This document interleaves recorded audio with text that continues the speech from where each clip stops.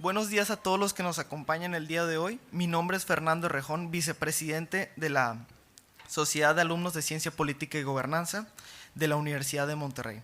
Estaré acompañándolos en la conferencia del día de hoy que celebramos en el campus UDEM y que lleva por título Pobreza y Desigualdad en México. Agradecemos la presencia de Álvaro Fernández Garza, presidente del Consejo de la UDEM, de nuestros consejeros, directores, alumnos y amigos de la institución y miembros de la comunidad UDEM.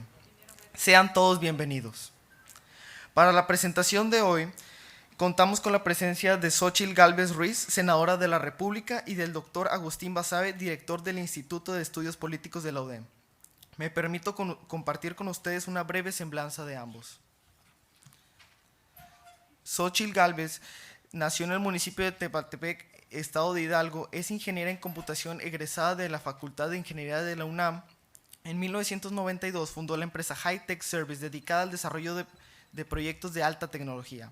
Ingresó al servicio público durante la administración del expresidente Vicente Fox, como integrante del gabinete ampliado, a cargo de la Oficina del Desarrollo de Pueblos Indígenas. En 2010 fue candidata a la gobernatura del estado de Hidalgo por la coalición denominada Hidalgo nos une. En 2015 fue electa jefa de la delegación Miguel Hidalgo, cargo que presidió hasta el marzo del 2018.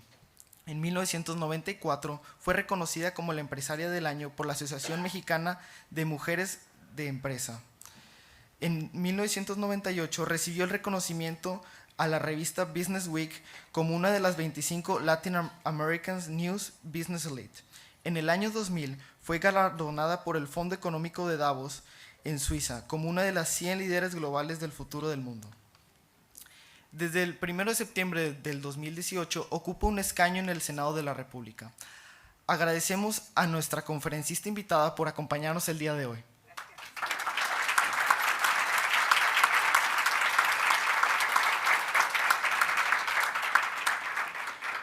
Enseguida me permito presentar al doctor Agustín Basabe, director del Estudio de Estudios de Políticas de la UDEM, profesor de nuestra Facultad de Derecho y Ciencias Sociales y moderador de este encuentro. Agustín Basabe es politólogo y cuenta con una trayectoria como político mexicano. Es director de Ciencia Política, es doctor de Ciencia Política por la Universidad de Oxford, ha sido 2 veces diputado federal por el Estado de Nuevo León, embajador de México en Irlanda y presidente nacional del PRD. Además el doctor Basabe es egresado del bachillerato por la Universidad de Monterrey. Gracias, doctor Basabe.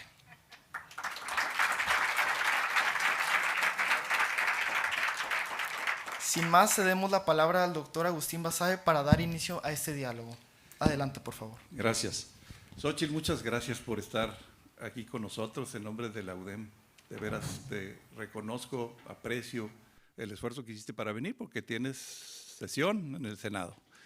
Y no faltas además. Yo añadiría solo un dato a su currículum, que es cruzazulina. Xóchitl le va al Cruz Azul. Nadie es perfecto. Y de hecho, no se me olvida aquella vez que estábamos en el Estadio Azul, Ciro Gómez Leiva y tú llorando y yo aplaudiendo porque Monterrey le ganó la final al Cruz Azul. ¿Te acuerdas? Bueno, te voy a hacer solamente una pregunta.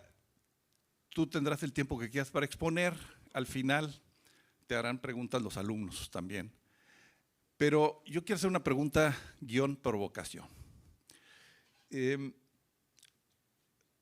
Primero, el tema de la desigualdad es importantísimo y a mí me da mucho gusto que hayas escogido hablar sobre eso, porque yo creo que México tiene 2 tumores cancerosos, uno es la corrupción y el otro es la desigualdad, y que no podremos avanzar, no podremos progresar sin combatir esos 2 tumores o extirpar esos 2 tumores. Y creo además que combatir la desigualdad, no solo la pobreza, la desigualdad, no solamente es un imperativo ético, es también una conveniencia económica. Los países más desiguales son los países que tienen más dificultad para progresar. Pero además de escuchar con atención tu exposición, que estoy seguro va a ser muy interesante para todos. Yo me anticipo al final a hacerte una pregunta, porque hay un elefante aquí en la sala y no lo podemos ignorar. Hay muchas personas, yo me incluyo entre ellas, que creemos que tú no deberías de ser candidata a jefa de gobierno de la Ciudad de México, sino candidata a la presidencia de la República. Cuando la escuchen, después de escucharla, yo creo que muchos de los que están aquí que no la conocen van a estar de acuerdo conmigo. Y la pregunta es muy sencilla. ¿Tú nos puedes decir al final de tu intervención, cuando nos termines de hablar de la pobreza y la desigualdad en México, si no descartas la posibilidad de ser candidata presidencial? Es muy sencilla. No te estoy diciendo que quieras, que digas yo quiero, yo voy, no, que no descartas la posibilidad de ser candidata presidencial. Tienes el foro. Techkidejua nana, techkidejua dada, undunti de joya, undunti dirundigato, undunti jamadí. Les saludé en la lengua de mis abuelos, de mi padre, que es el ñañú, y les dije buenos días señoras, buenos días señores, es un gusto estar aquí, muchas gracias. ¿Por qué escogí el tema de la pobreza y la desigualdad? Pues simple y sencillamente porque la pregunta es ¿por qué llegamos hasta aquí? ¿Por qué estamos hoy con un presidente extremadamente populista que usa como su bandera a los más pobres, lo cual lo celebro? Yo coincido con él que primero los pobres. Y quizá nuestra diferencia es cómo abordamos el tema de la pobreza.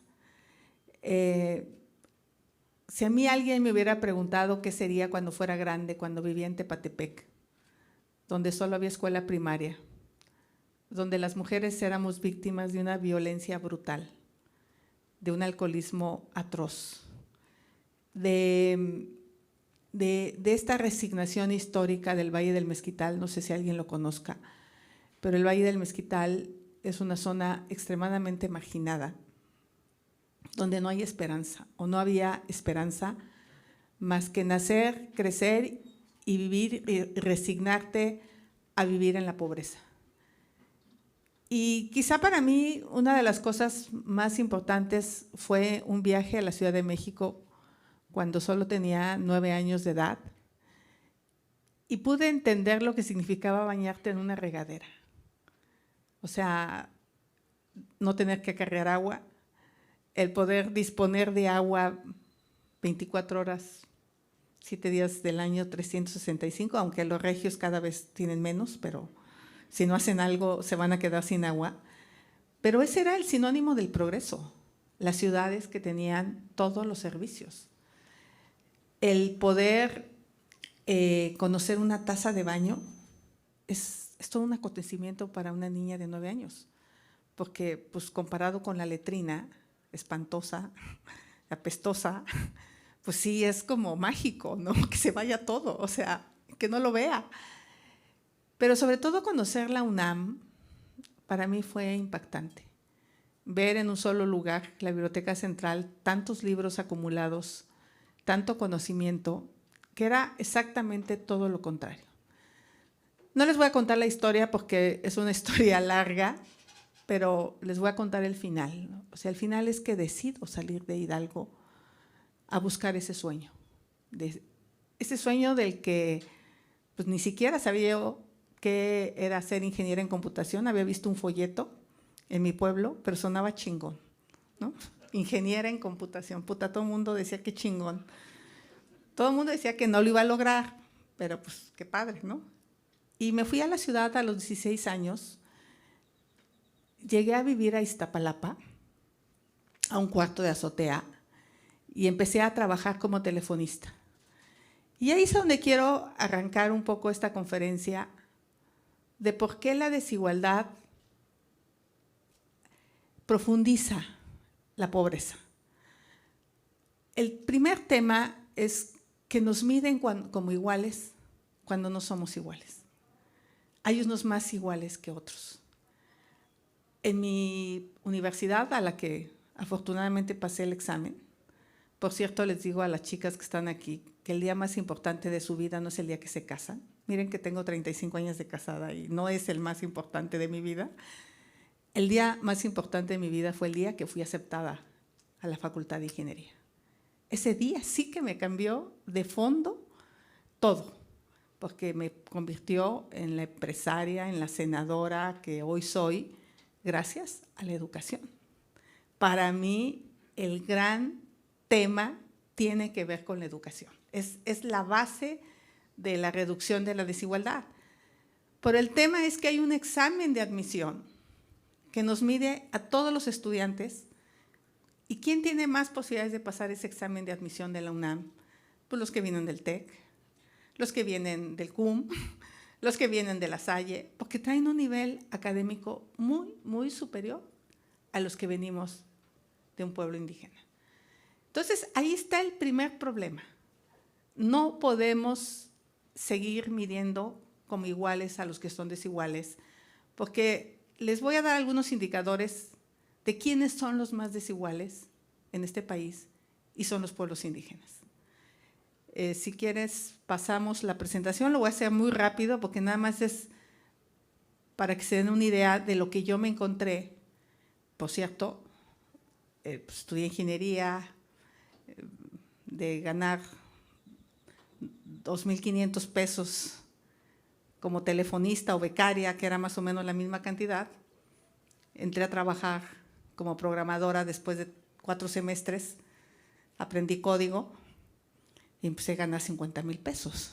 Ahí está. Ahí está lo que la educación puede hacer por ti. Y no solo me cambió la vida a mí, le cambió la vida a mi familia, a mis padres, a mis hermanos. O sea, le cambió la vida a mi pueblo, porque pude apoyar a mi pueblo en muchas cosas que no se tenían. Entonces, ¿cómo le hacemos para reducir la brecha de desigualdad? Ese, para mí, es el gran tema para que personajes que te ofrecen las perlas de la vida, pues no les creas y más bien confíes en tu talento, en tu capacidad, en tu trabajo y no te arrebaten la dignidad. Mi abuelo decía que nos tenemos que ganar nuestra comida, eso nos lo decía de niños, trabajando. O sea, para ser una persona digna, tienes que ganarte tu comida trabajando. Y nos podían a chambear desde escuincles. O sea, ahí todos le entrábamos. Entonces, en primer término, se estimaba en el 2000 que había una población indígena de 10 millones de personas. Y uno de los temas que más pelearon los pueblos indígenas fue el derecho de la autoadscripción, porque la población indígena se medía por si hablabas o no la lengua, pero desafortunadamente las lenguas se han ido perdiendo a una velocidad. De hecho, la zona conurbada de Nuevo León tiene bastante población indígena migrante y quizá los niños de esos migrantes ya no hablen la lengua porque las escuelas en Nuevo León, que algo padre que podrían hacer es hacer estancias infantiles en lengua indígena, en náhuatl, en otomí, para fortalecer las lenguas, pero también español e inglés, o sea, no está peleado, pero en una lengua indígena se nombran muchísimas cosas que finalmente es conocimiento.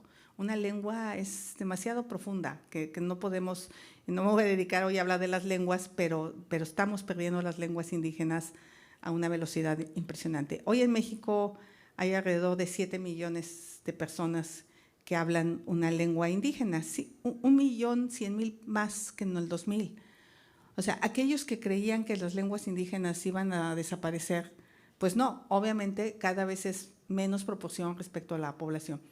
Pero hay 25 millones de personas que se describen como indígenas, que tomaron la decisión de decir, yo soy indígena. Y esto es un cambio importante, porque antes le decías a alguien, ¿tú qué eres? Ah, no, pues yo tengo descendiente de francés y de alemán y mis abuelos, ¿no? Y tu tatarabuela purépecha la negabas y tu abuelo ñañú no lo reconocías. Y hoy la gente empieza a sentirse mucho más orgullosa de sus raíces. Entonces, en mi caso, yo soy hija de papá indígena, de mamá mestiza, hay una mezcla, Pero yo, cuando conocí a mi abuela, me encantó mi abuela, ella casi no hablaba español, yo ahí decidí ser indígena, por lo que significó para mí en mi vida la abuela paterna. Pasamos a la siguiente gráfica. Entonces, hoy consideramos que hay 25 millones de personas. El 30% de los indígenas no tienen la primaria completa. Ahí empieza el primer problema. Entonces, a nivel nacional, el 18% de las personas no tienen primaria completa. Entonces, ahí se empieza a ver la profunda desigualdad. La siguiente. Afortunadamente, las personas sin ingreso, y aquí sí tenemos que reconocer, estos programas sociales, a nivel nacional, en el año 2000, el 41% de las personas indígenas no tenían ingreso.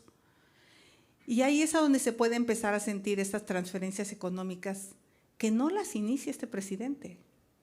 Este presidente se las adjudica todas, pero empiezan con Zedillo, en 97 con el programa Progresa, con oportunidades con Fox, que llegamos hasta 5 millones de personas, con Prospera y con, creo que ahora Bienestar.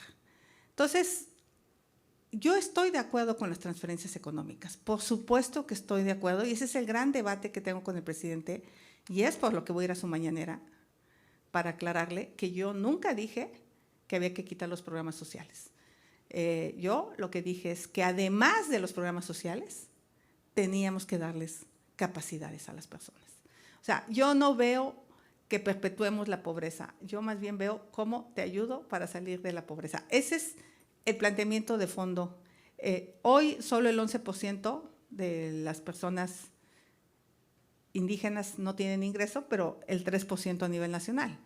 O sea, las personas indígenas siguen siendo más excluidas, y hay un reciente estudio del Coneval donde habla de cómo los pobres de los pobres no reciben apoyos sociales del actual gobierno.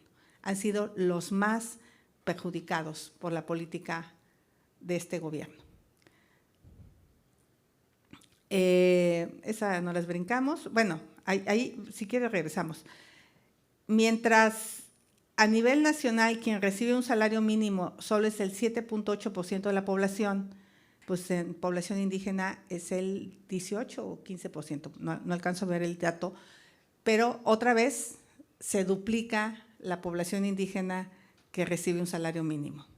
Y las personas que reciben más de 2 salarios mínimos que no son indígenas son el 52% contra el 41% de población indígena. Ahí sigue habiendo una brecha de desigualdad. Adelante. Y en salud habíamos logrado algo súper importante. En el año 2000, el 93% de las personas no tenían acceso al sistema de salud. Y ahí es todo este proyecto que hacemos con Julio Frenk, que me tocó que fuera mi compañero de gabinete con el Seguro Popular. Y realmente el Seguro Popular había sido un avance súper importante. Hoy el 20%, pero esto todavía no se desaparecía de todo el Seguro Popular. Quizá en el siguiente censo esto va a incrementarse las personas sin derecho a bienes. Y el nivel de fecundidad de la población indígena en el 2020 ha subido a 3.1. O sea, es superior a 2009, a 2000, que era de 2.9. O sea, esta campaña de la familia pequeña vive mejor había logrado, y hoy la población indígena, con esta visión de que te dan dinero por cada hijo que tienes, pues entonces tengo más hijos. Y ahí se refleja en el censo del 2020. La siguiente. En infraestructura, aquí sí se refleja todo el tema de electricidad. En el año 2000, bueno, esa gráfica, en el año 2000 más o menos había 2,5 millones de personas sin electricidad, y ahí fue donde iniciamos un programa con Fox de electrificación. Y es porque lo que surgen, es un tema muy técnico, los productores independientes de energía, para que la CFE dejara de gastar en invertir en plantas eléctricas y le pudiéramos meter con Tito Elías 10,000 millones de pesos a la electrificación. Electrificamos la Selva Lacandona, la Cora, la Huichola, Tepehuana, la Tarahumara, o sea, Oaxaca estaba iluminado, no estaba electrificado, y ahí hicimos un programa impresionante de electrificación.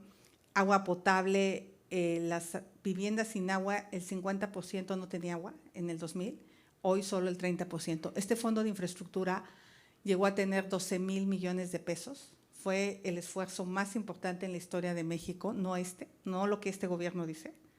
El fondo de infraestructura desapareció con este gobierno. Y todavía hay un 20% de viviendas sin agua potable.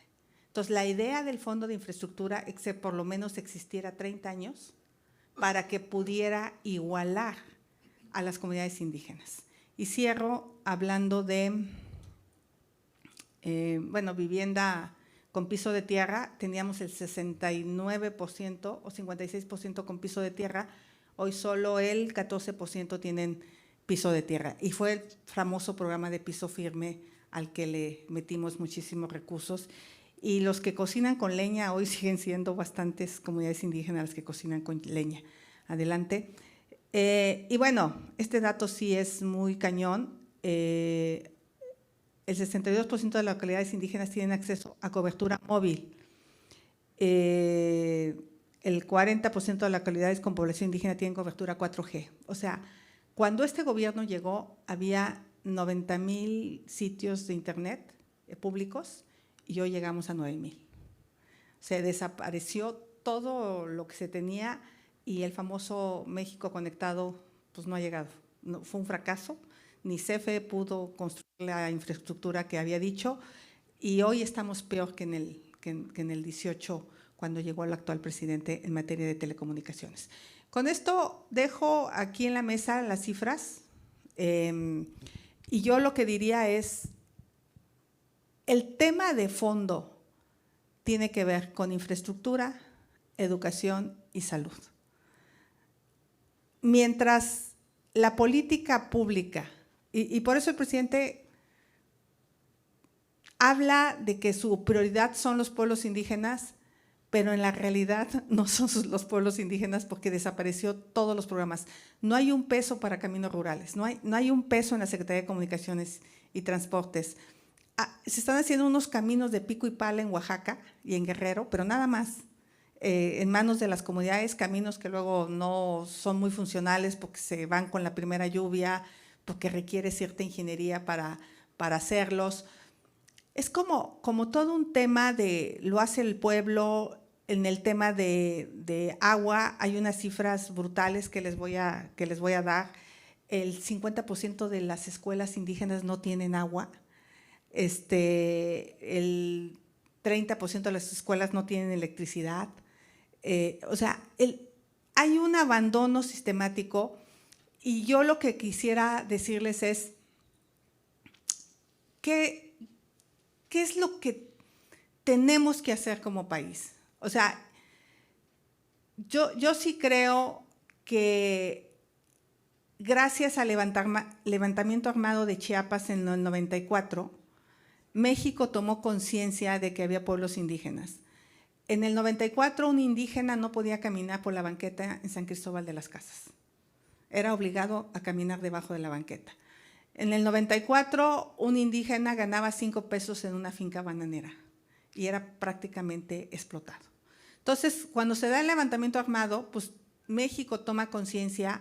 A mí me toca llegar en el año 2000 por los cazadores de talento. Yo no llegué por andar detrás de un político, ni mucho menos. Y empezamos a apostarle a reducir la brecha de desigualdad. Me parece que el programa de oportunidades logró que los niños fueran a la escuela. Hoy 1 de cada 4 niños entre 3 y 17 años indígenas no asisten a la escuela, hoy.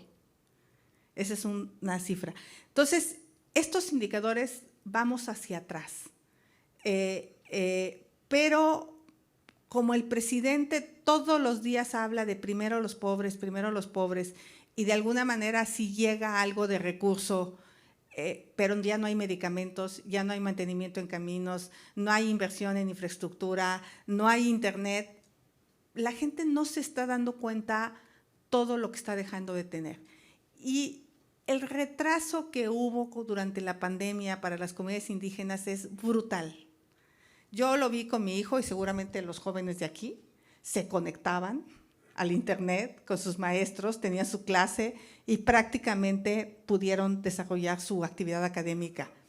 Mi hermano, que es maestro rural, le daba clases a sus alumnos con un teléfono, con WhatsApp, y les mandaba las tareas y quien podía las iba a imprimir a la papelería del pueblo, se comunicaba con las mamás, o sea, ni siquiera tenía la posibilidad de hacer un Zoom con sus alumnos y se echaron 2 años de esa manera.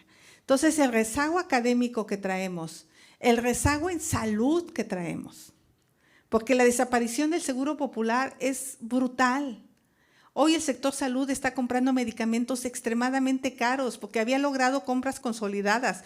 O sea, entonces, para mí lo que este gobierno está haciendo es perpetuar la desigualdad.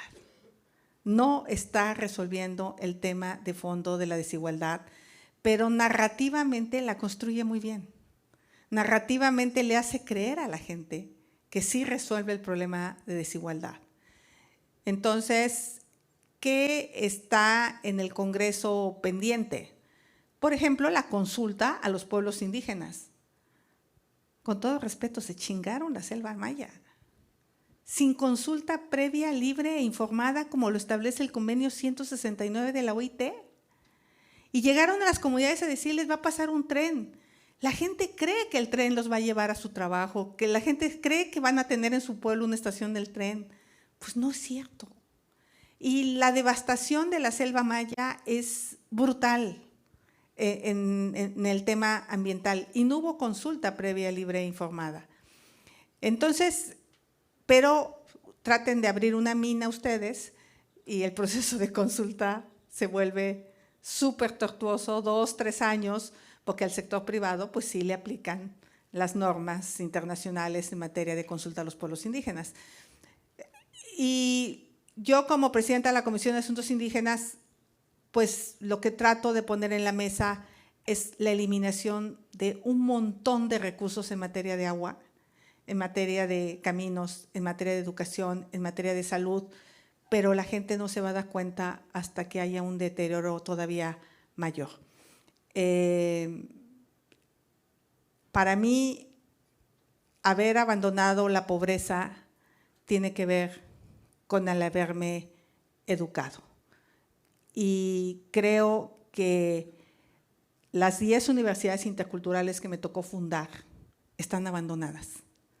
10 universidades que apenas tienen para sobrevivir. La Universidad Intercultural de José María Morelos había logrado unas excelencias académicas donde obviamente era intercultural, se daba clases en lengua indígena, en maya, y la de Chiapas daba clases en tzotzil y en celtal, como aquí se pueden dar clases en inglés y en español. O sea, eso es la interculturalidad. La interculturalidad tiene que ver con que no hay un conocimiento supremo, sino que todos podemos compartir el conocimiento, y los saberes de los pueblos indígenas son impresionantes.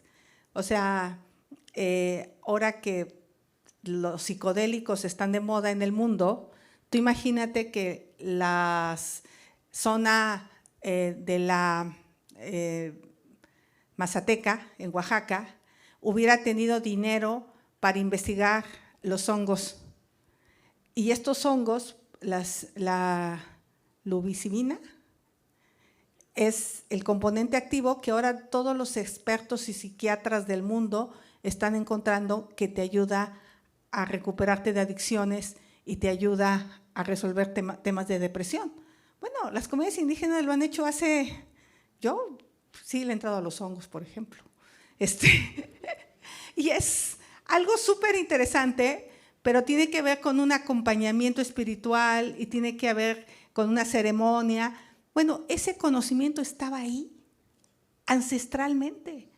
algo sabían los pueblos indígenas de esas sustancias en los hongos que lo usaban para curar el alma de las personas. Y hoy los psiquiatras norteamericanos pues lo están usando. Entonces ahí estamos trabajando en el Senado para ver si podemos patentar que los hongos de la mazateca, que además son muy específicos, puedan tener derecho de origen, como el tequila, pues. O sea, que seas curado con hongos de esa región. Entonces, ahí está el conocimiento, ahí está la cultura, y yo lo que quisiera aquí plantear el día de hoy, si no queremos regresar a este populismo extremo, y ahora sí voy a entrar a unos temas que me parecen inaceptables de este gobierno, como es su apuesta a los combustibles fósiles. No sé si tengan idea ustedes de los que respiran aquí todos los días en Monterrey. Era para que estuvieran tomando la refinería. Era para que la estuvieran clausurando y haciendo amparos contra el veneno que sistemáticamente les están dando todos los días. Y tiene que ver con un tema de mantenimiento. O sea, porque este gobierno ha decidido no darle mantenimiento ni al metro, ni a sus refinerías. Tenemos una cantidad de incidentes por accidentes, más bien accidentes, donde han muerto decenas de trabajadores de Pemex, totalmente atípicos. Entonces, por meterle a Dos Bocas 18,800 millones de dólares, cuando dijeron que iba a costar 8,000 millones, alguien se debe estar robando el dinero en Dos Bocas, pues están sacrificando a todas las refinerías del país. Ahorita Pemex acaba de anunciar que no le va a pagar a sus proveedores. Entonces, todo ese tema de falta de recursos por mantener una cultura hacia los combustibles fósiles. Acabo de estar en la Cumbre Mundial de Cambio Climático, me leí las 1,500 páginas del informe técnico, y de verdad terminas, o sea, adolorido del corazón. No sé si se den cuenta que nos estamos extinguiendo como especie, que hemos tomado la decisión equivocada de apostarle a aquello que nos está dañando. O sea, incendios forestales, descongelamiento de polos. Estuve con la primera ministra de Pakistán, donde la tercera parte de su país estaba debajo del agua. Bangladesh, que tiene 160 millones de habitantes, una tercera parte del país se inundó y la gente se tuvo que desplazar hacia el norte y no caben. O sea, los problemas por el calentamiento global no son un mito. Y este presidente decide dar para atrás a la generación de energía limpia en lugar de pagarle estúpidamente a Iberdrola 6,000 millones de dólares por espejitos, con todo respeto. Los hubiera invertido en Sonora o aquí en el norte, hubiera hecho una línea de corriente directa y les hubiera traído energía limpia y barata, porque el megawatt de energía renovable vale 400 pesos y el megawatt que va a producir la CFE va a valer como 1,200, porque ahorita valía 900 con Iberdrola, pero van a ver ahora que entra el sindicato, que se jubila a los 56 años y que tiene un montón de prestaciones. Entonces, políticas públicas erróneas que además de dañar la salud, como es su caso aquí en Nuevo León, yo sí me dieron pena de ver lo que están respirando desde la ciudad y que también en la ciudad traemos nuestras broncas con la termoeléctrica de Tula, pues son políticas públicas erróneas porque no benefician a los más pobres. Si realmente quisiéramos beneficiar a los más pobres, les deberíamos de financiar energía distribuida con celdas solares. Y entonces sí dejarían de pagarle un montón de dinero a la CFE. Imagínense, no sé, no me quiero imaginar cuánto pagan con el aire acondicionado aquí, pero es una locura el costo de la energía. Entonces son políticas públicas que no están enfocadas a reducir la desigualdad. A lo que están enfocadas es a tener una codependencia económica con el gobierno, y cuando tú vives en una condición de pobreza extrema, como es el caso de muchos mexicanos, pues se aferran a esos cuantos pesos. ¿Cómo romper este círculo tan trágico que hemos hecho? Pues informando, es analizando y tampoco diciendo que todo lo que el gobierno ha hecho está mal. Sé que no está fácil encontrar cosas, pero por ejemplo su servidora intentó sacar la ley de trabajadoras del hogar con Fox en el año 2000 y no pude. No hubo una visión de apertura de parte de Abascal, que en paz descanse. La pude sacar con este gobierno. Y hoy las trabajadoras del hogar tienen seguridad social. O sea, qué mal que hayan tenido que pasar tantos años para que reconociéramos. Yo espero que todos los que están aquí tengan a sus trabajadoras del hogar dadas de alta en el Seguro Social, porque ya es una obligación. O sea, es un trabajador más y tiene que tener derechos laborales. Hoy estoy dando la pelea por los derechos de los trabajadores de plataformas digitales, y ahí pues hay que llegar al extremo de que está cambiando la visión del trabajo. Ya no puede haber esta visión de obrero, patrón, para tener seguridad social. Tenemos que buscar un mecanismo para que aquellos trabajadores independientes tengan seguridad social, aunque no sean tus empleados de tiempo completo formales, porque son a través de una plataforma. Entonces, ahí tenemos que ser muy creativos para entender que la visión del trabajo cambió, porque ya no es la que conocimos antes de que ibas a la fábrica 9 horas al día y estabas. Hoy te conectas 3, 4 horas al día, pero eres un trabajador. Entonces, ¿cómo cotizar seguridad social siendo un trabajador digital? Ese es el gran reto que la tecnología nos pone. Entonces, como se darán cuenta, pues soy una mujer muy metida en los temas técnicos en el Senado, en el tema de medio ambiente, en el tema de cambio climático, en el tema de energía, y pues decir que yo no encuentro un camino distinto que no sea el crecimiento económico. O sea, hay que ser muy güey para pegarle al empresariado, que es el que genera riqueza. Cóbrale impuestos, órale. Cóbrale impuestos, eso sí, que paguen sus impuestos, pero no los chingues. Hay que ser muy güey para estar en contra de Tesla. O sea, yo cuando vi eso dije, pues no manches. La decisión de dónde se pone Tesla es una decisión técnica, no es una decisión política, es una decisión estratégica de logística, de abastecimiento de energía. Y por cierto, pónganse a tratar su agua, Pónganse a tratar su agua como Monterrey. Ya no manden el agua negra a los ríos, que a pesar de contaminarlos, o sea, sí vamos a tener una megacrisis de agua si no tratamos el agua y si no captamos el agua de lluvia. O sea, ayer cayó una tormenta. Eso, tenemos que ser súper creativos como sociedad para poder resolver estos graves problemas de adaptación al cambio climático. Creo que este gobierno se equivoca en desalentar la inversión. Porque para mí, educación, certificación, capacitación y empleo, además de seguridad, que es un tema que ahorita no voy a hablar de él, pero está cabrón lo que está pasando con el tema de la inseguridad, pues podríamos empezar a crear un círculo positivo para los que menos tienen. Para mí, la manera de sacar adelante a los que menos tienen es a través de la educación y del trabajo. Por lo tanto, pues quise hablar de este tema aquí en Nuevo León porque ustedes son un ejemplo de lo que es el desarrollo económico. Su servidora está en el Senado dando peleas duras. Yo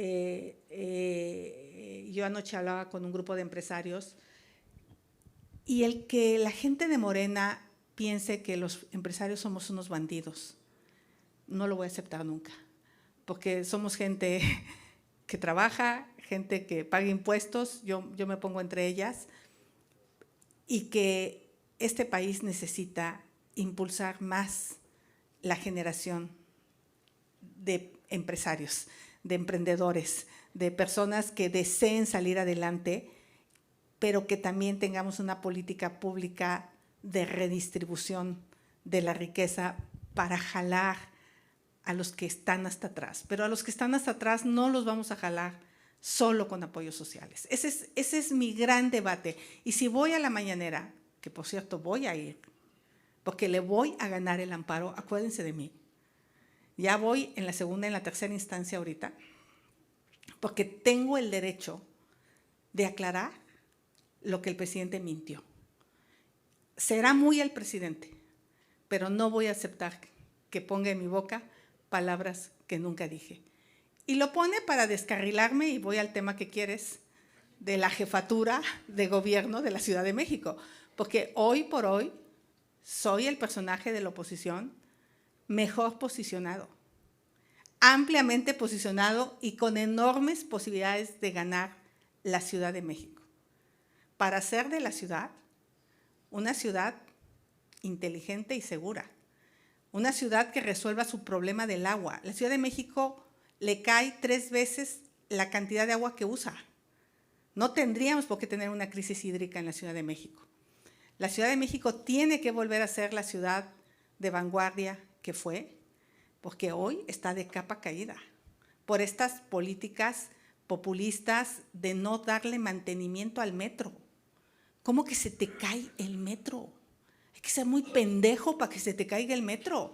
O sea, de verdad, mal diseño, mala construcción, mala supervisión y pésimo mantenimiento. La flecha de las traves era obvia y evidente que había un desplazamiento de 10, 12 centímetros. ¿Dónde estaban los ingenieros que tenían que darle mantenimiento al metro que no lo vieron? Se murieron 26 personas. Y al día de hoy no hay justicia en la ciudad. No hay una sola persona en la cárcel, producto de la bandidez. ¿Y quiénes fueron? Pues ellos, porque ¿a quién le echan la culpa? Estaba AMLO, estaba Brad, estaba Mancera y está Claudia, ¿no? Pues, ¿quiénes tienen la culpa? Todos en igual o peor medida. Entonces, hoy no se pudo Hidalgo, yo quería ser gobernadora de Hidalgo, luego fui de la Miguel Hidalgo, que se parece, no es Hidalgo, y fui una jefa delegacional eficaz en el sentido de reducir el gasto corriente, le bajé 300 millones de pesos. Había 800 aviadores. Se da risa cuando le digo cuáles son los 3 requisitos para estar en mi gobierno: no ser huevón, no ser ratero y no ser pendejo. O sea, ya, con eso puedes tener gente capaz. Y el presidente que dice 90% de lealtad, 10% de capacidad. No, señor, 100% de capacidad y 100% de honradez. O sea, sí podemos aspirar a tener gente decente en la política. Y de las cosas que les puedo decir y mirar a los ojos, he manejado miles de millones, jamás me he robado un solo centavo, porque el dinero público es sagrado, el dinero público es para la gente. Y aquel político que quiera venir a gobernar, que vaya entendiendo que la cola la tiene que tener limpia, porque es lo que más te pisan ahora en la política. Y los que están no crean que la tienen muy limpia, O sea, no, los que están salieron bandidos. Segalmex, 15,000 millones. El hijo del presidente viviendo en una casa en Houston, de Baker Hughes, de Keith Schilling, que de alguna manera, pues no sé, se la rentó, se la prestó, no sé, pero después salieron contratos millonarios con Pemex, qué casualidad.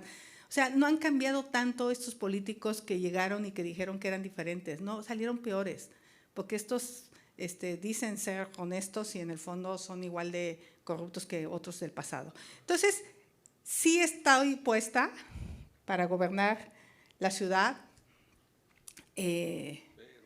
pero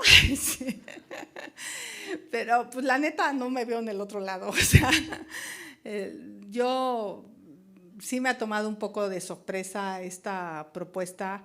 Soy una mujer demasiado estructurada con las matemáticas, o sea, me gusta mucho como la planeación.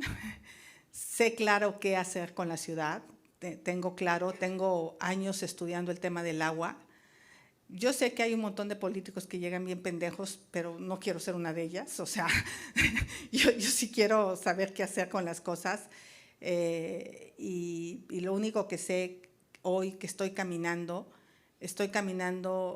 el país, estoy desde el Senado dando una pelea durísima contra la corrupción. Soy secretaria de la Comisión Anticorrupción, he presentado 32 denuncias de una cantidad de cosas inaceptables que pasan en el país. Uno de ellos es Segalmex, otra caso es el hijo de Bartlett vendiéndole ventiladores a 3 veces su valor al Seguro Social. Otros casos son las casas de Bartlett, o sea, 30 casas y 20 empresas en las lomas de Chapultepec. Pues no es normal para un político que solo se ha dedicado a la política. Casos como el de Ciudad Juárez de negligencia criminal. O sea, lo que pasó en Ciudad Juárez no te puede pasar. Una puerta de emergencia que abate de adentro hacia afuera, de afuera hacia adentro. No sé, un hidrante con la manguera que se las hubieras pasado para apagar el fuego. Algo podías haber hecho pensando en que tenías gente detenida y no lo hicieron. O lo que pasó en Tula, donde murieron 137 personas recogiendo gasolina. No eran delincuentes, era gente ignorante que se había escaseado la gasolina y la fueron a sacar. No hubo nadie de Protección Civil que durante 5 horas que se estuvo saliendo la gasolina y que se estaba gasificando, cualquiera sabe que cuando eso se gasifica puede explotar en cualquier instante con el roce de la ropa.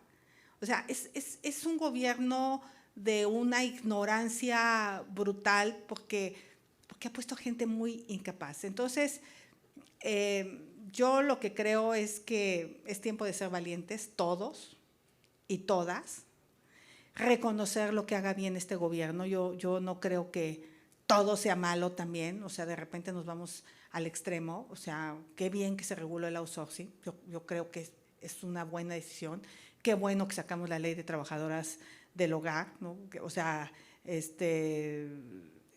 lo de las vacaciones me parece bien, me preocupan las micro y pequeñas empresas que tienen 2 empleados, ni las vas a tronar. O sea, como de repente nos vamos al extremo, tendremos que ir cuidando ahí algunas cosas.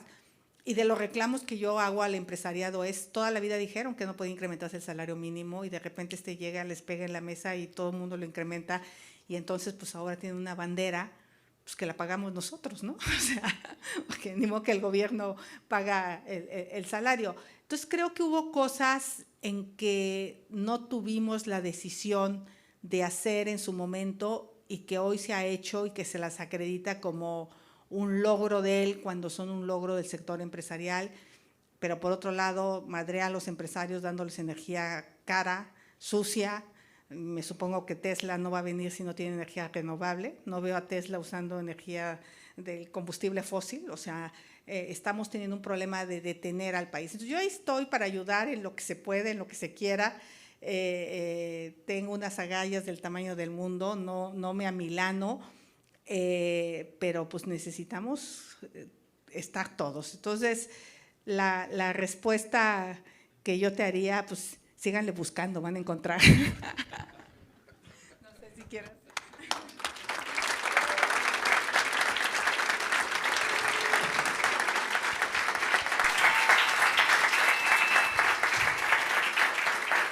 Gracias. Yo lo interpreto como que no cierras la puerta. Pues abrimos la sesión de preguntas y respuestas. Sí. Agradecemos a la senadora Xóchitl Gálvez por compartir sus perspectivas con nosotros con esta exposición que ha arrojado luz sobre la situación actual y los retos que atraviesa nuestro país en cuanto a la desigualdad. Ahora damos pie a la sesión de preguntas y respuestas. Solicitamos a nuestra audiencia aproximarse al pasillo izquierdo, donde miembros del staff les apoyarán a realizar su pregunta. Le pedimos a quien está en el micrófono nos comparta su nombre, carrera y cuál es su pregunta. Adelante, por favor. Ok, estimada senadora, un gusto. Mi nombre es Ricardo Fuentes, estudio la licenciatura en Derecho y Función Pública aquí en la UDEM. Yo quiero platicar sobre un tema que para mí es muy importante. En México existe una población que sufre de la más grave desigualdad, a pesar de ser la base de nuestra identidad nacional, de ser la fuente del pan que hay en nuestra mesa y de ser los principales actores de nuestra historia como pueblo. Estoy hablando, por supuesto, de las comunidades agrícolas. Senadora, yo soy de Sinaloa y me apena tanto ver a quienes se jactan de ser el granero de México cuando esa producción se sostiene por la explotación del campesinado. Me gustaría escuchar su opinión. ¿Qué se debe hacer para asegurar el pleno desarrollo y el bienestar de las comunidades agrarias, muchas de las cuales son desproporcionadamente miembros de pueblos indígenas?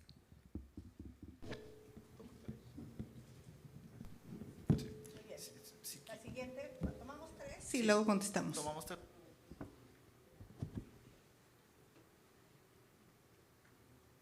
¿Qué tal, senadora? Mucho gusto. Agradezco mucho su presencia. Me da muchísimo gusto ver mujeres como usted tan inteligentes y que están haciendo tanto por el país. Y pues yo quisiera preguntarle sobre uno de los temas importantes que son los salarios indignos a los que nos hemos acostumbrado a percibir los mexicanos, pese a que somos históricamente increíbles trabajadores. Y se tiene la idea de que aumentar los sueldos desestabiliza la economía. Sin embargo, yo creo que desestabiliza más la economía los sueldos bajos, no los aumentos de salario. Es sumamente importante que los políticos en México se enfoquen en la mejora del poder adquisitivo de los mexicanos para así aumentar la cantidad de personas con recursos para consumir y darle una adecuada circulación a la economía. Entonces, como nos hemos acostumbrado a trabajar mucho por muy poco, ¿de qué forma propondría usted empoderar a los trabajadores mexicanos para por fin exigir salarios dignos que de veras aumenten la calidad de vida? Gracias. Gracias. Continuamos con la siguiente pregunta. Hola, mi nombre es Leucian Callejas, soy de Hidalgo, de una parte del Valle del Mezquital también, entonces puedo de una forma coincidir con usted, soy de Patria Nueva. Leucian Callejas, estoy en primer semestre de Relaciones Internacionales. Leucian Callejas. Leucian. Afortunadamente, mi familia tuvo la oportunidad de crecer económicamente y mi hermana y yo podemos estudiar aquí, ¿no? Pero como jóvenes he visto que en el Estado muchas veces quienes lideran las partes de los jóvenes son personas que tienen privilegios y no muchas veces notan a las comunidades indígenas. Entonces, nosotros como jóvenes privilegiados, tanto en Nuevo León como Hidalgo, como en otras partes de la República, ¿cuál es nuestro papel? En nosotros, en qué tenemos que trabajar y cómo nos tenemos que desarrollar en la parte económica, social y cultural para que la desigualdad y la pobreza en nuestro país mejore y como seres humanos apoyemos y estemos más conscientes de las problemáticas que suceden. Gracias. Muchas gracias. Pues a ver, Ricardo, sí es una vergüenza lo que le pasa a los trabajadores agrícolas, pero otra vez vamos, ¿por qué llegamos aquí?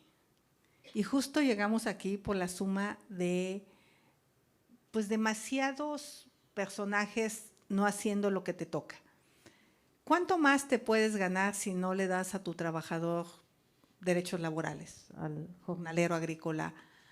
O si eres un campo agrícola que exporta, pues ¿qué te costaría tener viviendas dignas para las personas que te trabajan? Y además creo que serían hasta bastante más productivas.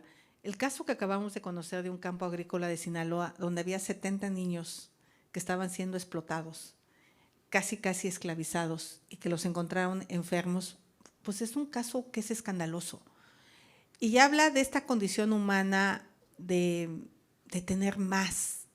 Es legítimo tener más. A ver, está bien tener más, está bien aspirar a tener más. Lo que no es legítimo es hacerlo a costa del dolor o a costa de la explotación de otra persona que te sirve y que te trabaja. Entonces, creo que si todos estamos lo suficientemente espantados de lo que puede ocasionar una persona que se aprovecha de esta condición de pobreza para volverse un autoritario, porque es lo que está pasando con el presidente, está volviéndose un personaje sumamente autoritario porque siente que está avalado por el pueblo bueno, pues nosotros lo que tenemos que hacer es tratar bien. Miren, yo era una pequeña empresaria y decidí darle 6 meses de licencia de maternidad a las mujeres que trabajaban conmigo. ¿Y por qué lo hice? Pues porque yo me di cuenta que muchas mujeres ya no quieren tener hijos, pues porque es muy difícil poder cumplir con tu trabajo. Entonces, pues a lo mejor gané un poco menos, pero tenía mujeres sumamente comprometidas que cuando regresaban a trabajar cuidaban su trabajo. O las mujeres que tenían hijos menores de 6 años trabajaban hasta las 2:30 de la tarde. Pero esas 6 horas que estaban. O sea, le trabajaban, le echaban ganas, porque era una enorme posibilidad de una empresa que te dejara irte a las 2:30 de la tarde. Entonces, son políticas públicas que desde mi visión, no políticas públicas, políticas empresariales, que de acuerdo a la condición de cada empresa se tendrían que implementar. Lo que yo sí creo es que valorar a los trabajadores es algo que todas las empresas deberíamos de hacer con más intensidad, y yo estoy segura que los resultados que alcanzaríamos de productividad serían bastante mejores. O sea, yo más bien no creo que sea contraproducente. Entonces, creo que en el caso de los campos agrícolas, yo ahorita estoy presentando una iniciativa de ley para que el seguro social pueda ser móvil. O sea, si trabajas 3 días en un campo agrícola, pues te den de alta 3 días. Y si trabajas 2 en otro, pues 2 días. Y hoy es una monserga, casi tiene que darlo de alta por mes. Entonces tiene que ver con un tema de tecnología, porque los jornaleros agrícolas se mueven muy rápido de un campo a otro. Entonces, simplemente creo que es decisión del Seguro Social de inspeccionar y de obligar a que las condiciones laborales de los que trabajan en el campo sean las adecuadas.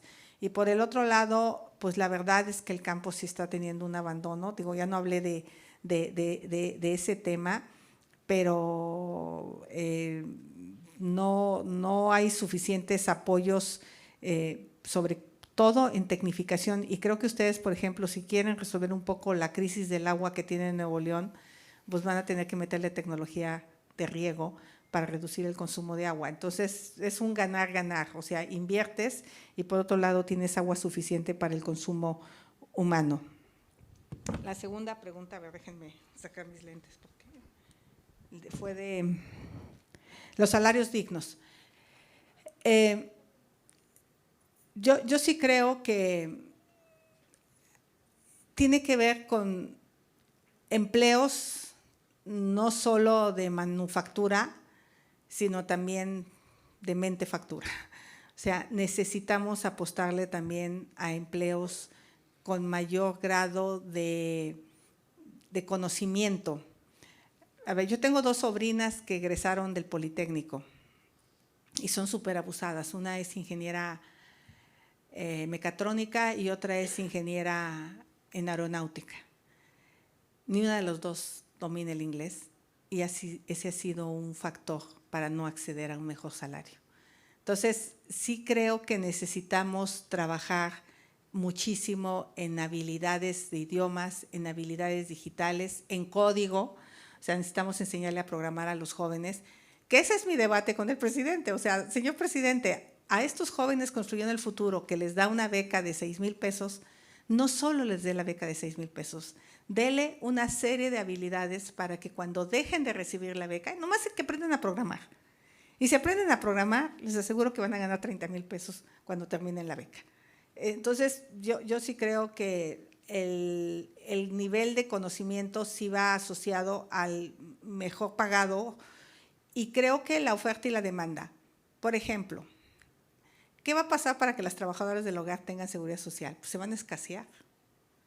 Pues van a llegar y decir, si no me da seguro social, pues no trabajo. Y ya nomás quiero que le digan a su esposa que no van a tener apoyo en casa. O sea, lo chingan. Entonces pagan el seguro social porque lo pagan.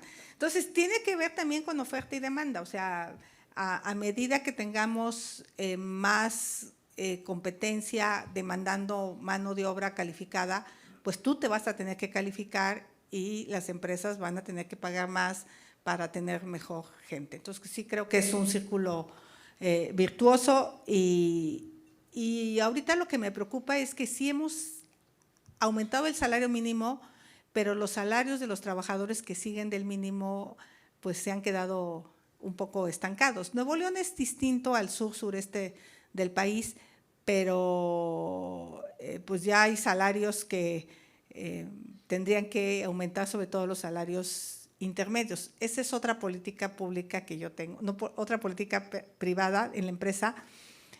Por ejemplo, la señora que hace la limpieza no tiene un salario mucho menor que el técnico. ¿Por qué? Pues porque ¿quién mete la mano al excusado de los técnicos? Nadie. Entonces, creo que también tenemos que empezar a valorar el trabajo de la afanadora, es tan importante como el trabajo del programador. Y yo no digo que gane el trabajo del programador, pero sí creo que no tampoco debemos de, como hay un montón de gente que no estudió y que trabajaría de afanador y por 3,000 pesos yo puedo contratar a quien quiera, pues al final tener una gente leal a la empresa, que no te robe, que te quiera, que te cuide, pues a lo mejor le puedes pagar 8 o 10,000 pesos, no los 6,000 del salario mínimo y te vas a ganar a alguien con muchísima lealtad. Entonces yo creo que también ahí las políticas empresariales tienen que analizar esas diferencias salariales para buscar más equidad. Conozco Patria Nueva. Patria Nueva tenía un conflicto agrario, me tocó bajar en helicóptero ahí cuando estaban matándose 2 comunidades Xolotepec contra Patria Nueva, eran las dos comunidades para resolver un conflicto agrario. Me encanta que vengas de Patria Nueva, no veo su nombre, pero Luciana, bueno, tiene un nombre medio raro.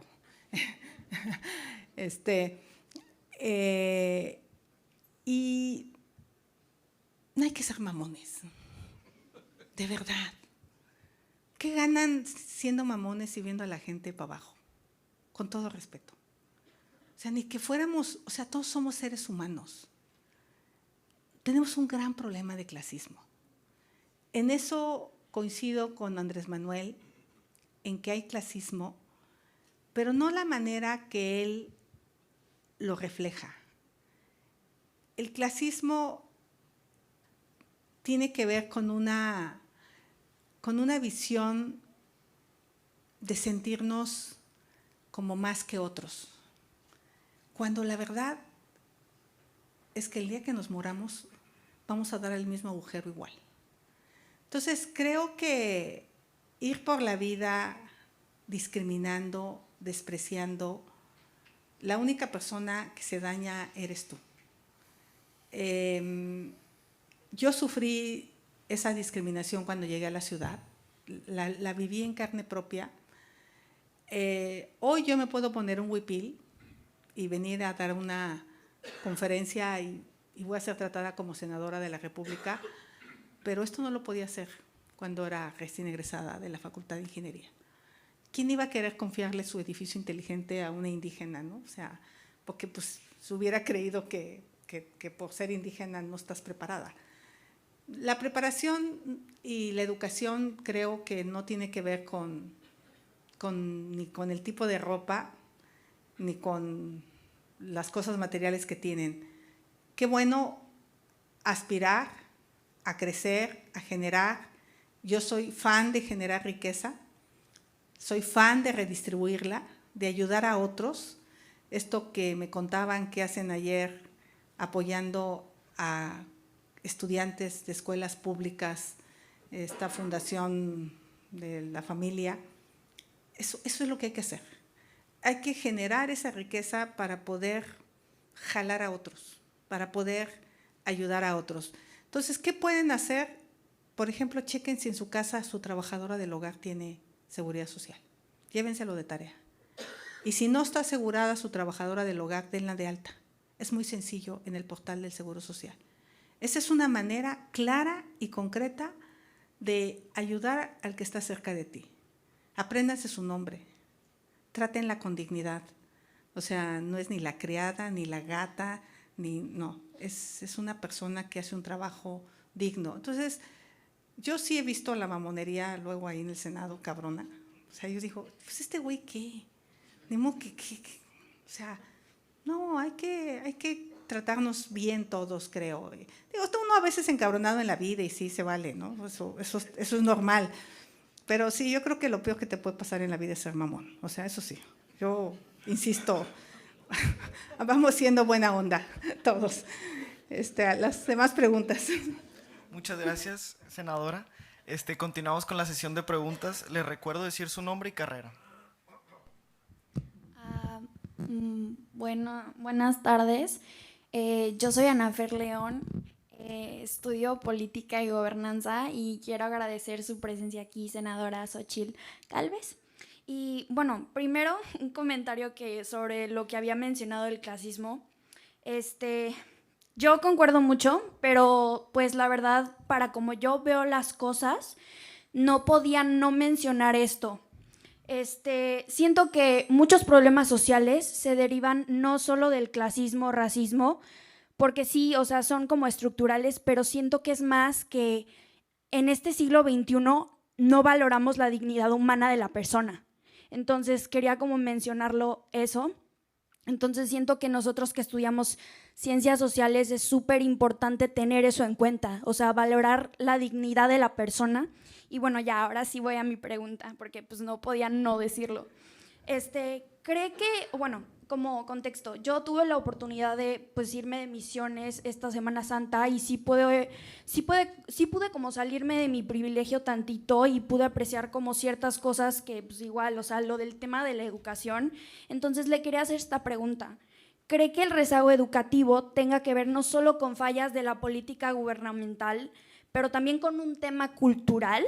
O sea, esto lo menciono mucho, por ejemplo, pues, o sea, sobre todo porque como usted menciona que es indígena, o sea, los valores comunitarios de los pueblos indígenas muchas veces vulneran como, o sea, sí, o sea, la dignidad como de la mujer, no respetan sus derechos, o por ejemplo, las niñas no van a la escuela porque pues no, las niñas no deben de ir a la escuela, o cosas así como ese tipo. Entonces, ¿qué se puede hacer como para combatir contra esos valores pues comunitarios que sí atentan a los derechos de las mujeres?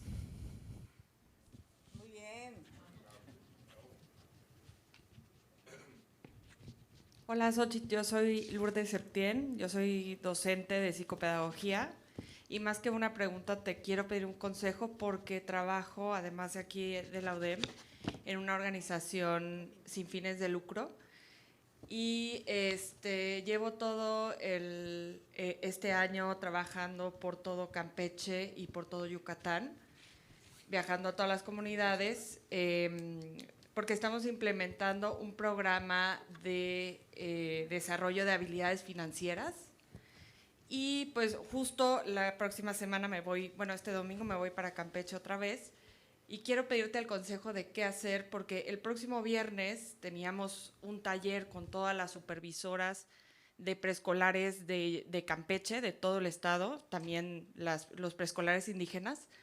Y resulta que el secretario tomó la decisión de que, pues, no, ese viernes las actividades de las supervisoras, pues, se van a eliminar y que no va a haber ningún taller y que se va a reprogramar, ¿no?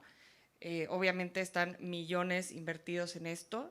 El programa, la verdad es que tengo mucha evidencia de que está teniendo un impacto en las comunidades, tanto indígenas como urbanas y rurales, pero ¿qué puedo hacer? O sea, ¿qué puedo hacer ante esta llamada de, ¿sabes qué? Ya no se va a hacer el taller porque el secretario, pues hay un tema político de un evento, de tal. ¿Qué recurso tengo como ciudadana del país, ¿no? De defender los derechos de estos niños y niñas. Gracias.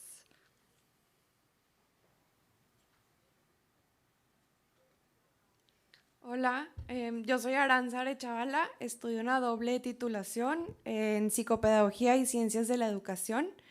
Y bueno, primero que nada, muchísimas gracias por venir. Es muy refrescante escuchar a mujeres que no se rajan y que le siguen echando ganas y mujeres que inspiran a otras mujeres. Entonces, muchísimas gracias por visitar a la universidad. Y bueno, yo como futura educadora a veces me levanto en las mañanas y digo, qué miedo con lo que nos vamos a enfrentar. Pero te quería preguntar, ¿qué nos recomiendas como las futuras educadoras para ser más eficaz y sacar adelante el rezago educativo?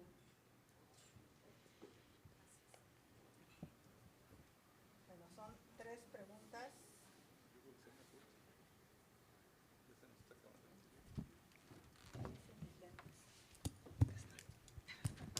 Yo no me entiendo. Tocaste un tema súper importante que tiene que ver con usos y costumbres. La Constitución es extremadamente clara. No puede haber usos y costumbres que violenten los derechos humanos de las niñas o de las mujeres.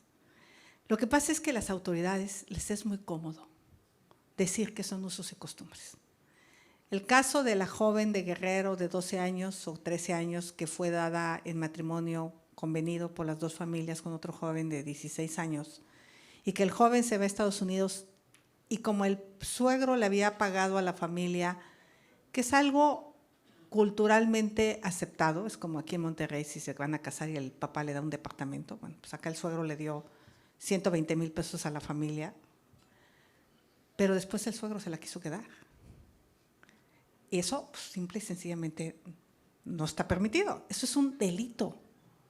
y eso se tiene que castigar por parte de las autoridades. Pero obviamente la autoridad dice, es que son los usos y costumbres, y evade su responsabilidad. Y hubo tal presión de las senadoras, de las diputadas, que tuvieron que meter a la cárcel al señor, que era lo que correspondía. Y si el señor va a la cárcel, entonces la comunidad van a saber que eso está mal, ¿no? Porque se aplicó la justicia. Entonces los usos y costumbres cambian a fregadazos, no hay de otra. Hay que cambiarlos. No podemos permitir la violencia hacia las mujeres. Y acabamos de aprobar una ley, por cierto, y voy a traer un tema que es muy delicado, pero el caso de Sasha con su productor. Sasha tenía 14 años y el productor tenía 39. Tú no te puedes meter a la cama de una niña a los 14 años, por Dios, seas quien seas. Aunque la niña hubiera querido ser artista, hoy eso es delito. Hoy eso te lleva a la cárcel. Porque a los 14 años una niña no sabe lo que está pasando con su vida. Entonces, no solo es en las comunidades indígenas, por eso lo quiero traer a la mesa, pasa en la sociedad, como una práctica consentida, consensuada, porque todavía el güey sale a contarle a un locutor o entrevistador como una cosa chistosa, ¿no? Ay, la Sachi y yo éramos novios. Güey, tenías 39 años. Por cierto, fui a misa y se me sentó al lado y yo me paré, ¿eh? Yo me paré, me cambié de lugar. Cuando la sociedad condene a los políticos ratas, a los personajes inmorales, los castigue, pues estas cosas van a dejar de suceder. Entonces, la violencia hacia las mujeres no es un tema solo de las comunidades indígenas. Por eso una de las cosas que más le trabajé cuando estuve con Vicente Fox fue en la introducción de agua potable. ¿Quiénes creen que íbamos por el agua? Las mujeres. ¿Quiénes creen que lavábamos la ropa? Las mujeres. ¿Quiénes creen que molíamos en el metate? Las mujeres. Por eso, cuando llegó la electricidad a Jesús María y empecé a ver a los vendedores de electrodomésticos, dije, qué maravilla, ya chingaron las mujeres, ya van a trabajar menos. En serio, es una liberación para las mujeres la infraestructura. Por eso, ¿cómo reduce la desigualdad? Pues poniendo el piso parejo. En este caso, lo que yo creo es que tenemos que insistir en que los usos y costumbres pueden cambiar. Ahí me tocó crear las casas de la mujer indígena, eran 40 casas, donde había una médica tradicional y este gobierno les quitó los recursos. Y ahí se hacía un trabajo de capacitación a las mujeres indígenas impresionante. Conozcan la Casa de la Montaña de Guerrero y era un caso maravilloso. La segunda pregunta es, yo te diría que vayas y hagas el curso, que no te dobles, que vayas a Campeche y le mandes un correo a las maestras y las invites a ir en la tarde. O sea, no puedes hacerlo en el marco de la jornada que hacen los maestros, pues avísales que por instrucciones del supervisor o del secretario de Educación se cancela, pero que tú vas a estar ahí. Y a lo mejor no llegan las 40, pero a lo mejor sí llegan 20 y no tiras tu trabajo a la basura y le demuestras a ese güey que tú no te vas a doblar. Yo, que tú, iría. Y contactaría una por una y les llamaría personalmente por teléfono a cada supervisora. Y les explicaría todo el trabajo que hay detrás de ti para que se pueda hacer realidad ese curso y vas a ver que las mujeres te van a responder. Muchas gracias.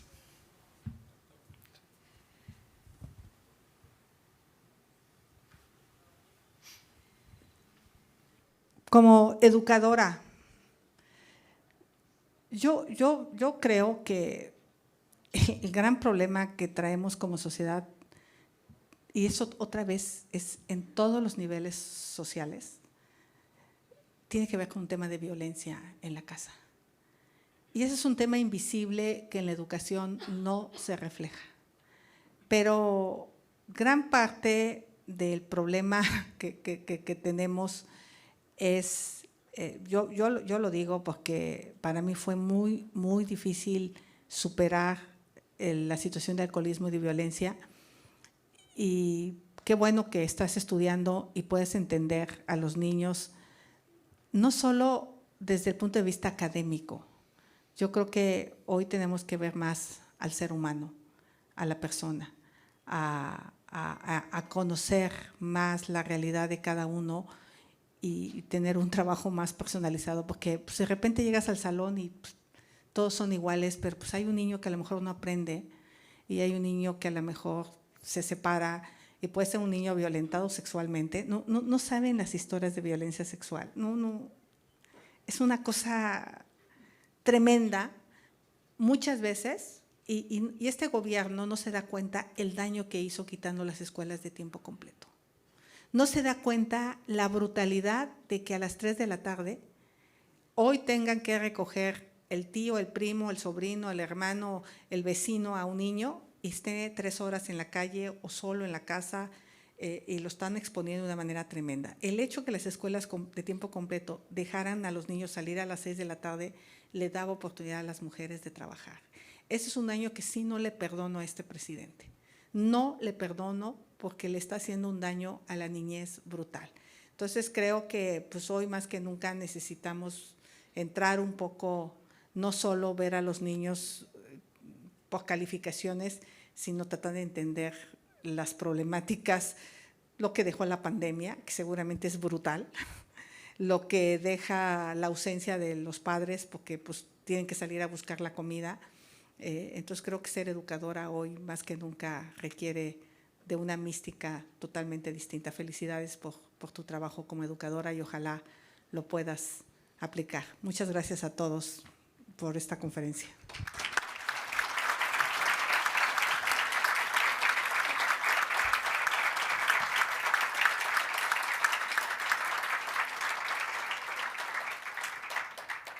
Muchas gracias a todas y todos por su participación. Con esto damos concluida nuestra sección de preguntas. Este ejercicio ha sido sin duda un intercambio enriquecedor. Muchas gracias, senadora, por su disposición y por su apertura a asistir a esta conferencia con estudiantes. A continuación, le hacemos entrega de nuestro libro de postales UDEM como agradecimiento.